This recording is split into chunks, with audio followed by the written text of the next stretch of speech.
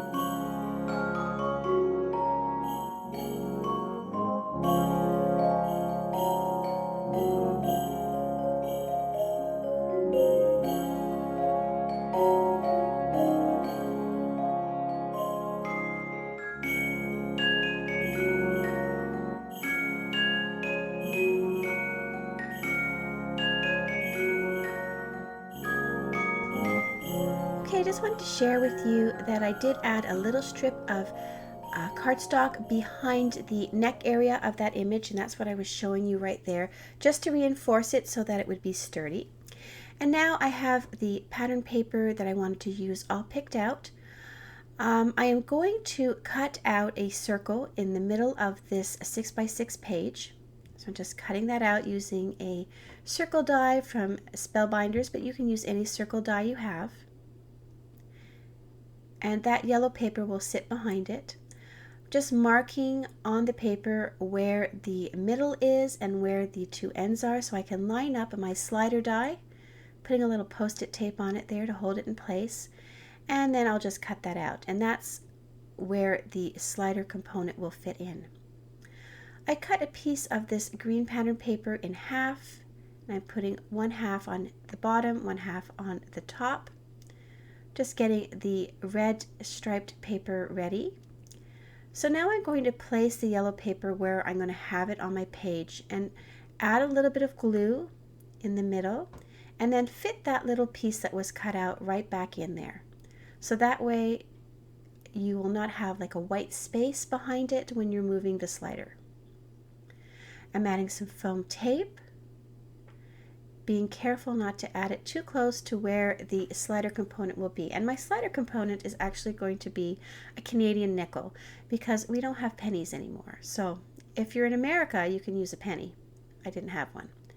So I'm fitting my nickel in there, and I'm going to cut a tiny thin piece of foam adhesive, and I'm going to double it up so it's double in height, and add that right to the nickel and make sure that it will slide back and forth. Then I can add my striped paper over top that and pop the little rocking horse on top of the slider. So you can see it moves back and forth, and it also rocks. To make the poinsettia, I used some more pattern paper from the pack, and I just cut out multiple leaves. The flower part I cut out twice. And then I'm using just a computer mat, a mouse mat, and a little stylus, and I'm just rubbing back and forth, on the back side of the cutouts. And this will sort of pop it up and give it some dimension so that it's not lying flat. So that's what makes it look more like a flower. And then I'm using glue dots just to glue all the little pieces together. I found that was the easiest way to sort of make sure that you're getting everything where you want it to be. So I cut 2 of the flower, and I think I cut 4 of the small poinsettia leaf and 4 of the larger one, and then 3 of the green leaves. So you can see I'm just fussing with it a little bit and adding them, moving them around a little bit. When you use the glue dots, you're able to sort of move them around a little bit. Then I'll just use some stickles. This is like an antique gold color, and that will serve as the inside of my flower. So I'm using some gold metallic ribbon here. This was from an old December Daily kit. You can use anything you want, really. I wanted to use the gold metallic to pick up the color from the middle of the flower, and also to pick up the yellow that I used as a background for the rocking horse. So now you can see my little flower is all dried and complete. And I decided to pop that on with some foam. Just placing that exactly where I want it to be. And then I'll just press in the middle to adhere it. I'm using some Wink of Stella. This is a clear one, to just add a little bit of color on the clasp of her coat. And then just a few clear adhesive gems scattered on the bottom portion of the page, just to balance it out a little bit. And my page is all done now, so you can see how that moves back and forth and how it rocks from side to side. I hope you've enjoyed watching me create this page, and I hope it inspires you to create something interactive for your December daily album, or even for a card that you're going to be sending out. A full list of all the supplies I used and their links can be found below this video on YouTube or on my blog. Thanks so much for watching.